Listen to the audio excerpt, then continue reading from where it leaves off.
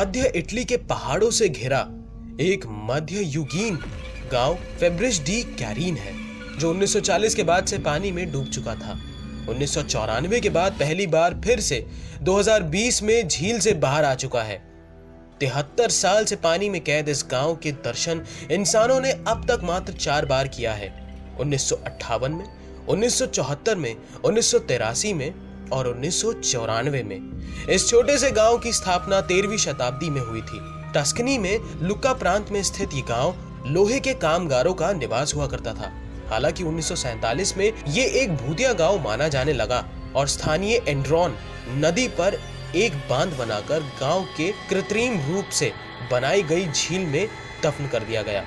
गांव को लेकर कई कहानियां प्रचलित हैं, जैसे कि पूर्णिमा की रात को गांव के दुखद भाग्य पर अपना दर्द बयां करने के लिए फेब्रिज डी कैरीन की चर्चा की घंटी जोरों से बजती है।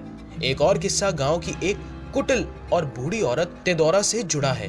कहा जाता है कि वो औरत इतनी निर्दयी थी कि उसने अपने पति की मृत्यु पर भी कोई दुख नहीं जताया।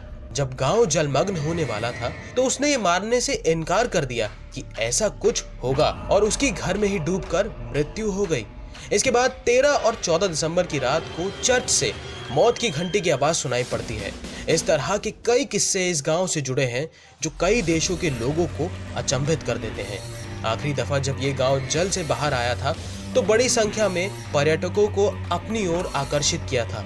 इस बार भी ऐसी ही उम्मीद की जा रही है। हालांकि कोरोना संकट के दौरान इस विषय में कुछ कहा नहीं जा सकता। चकाचक एक्सप्रेस से शिवेंद्र की रिपोर्ट।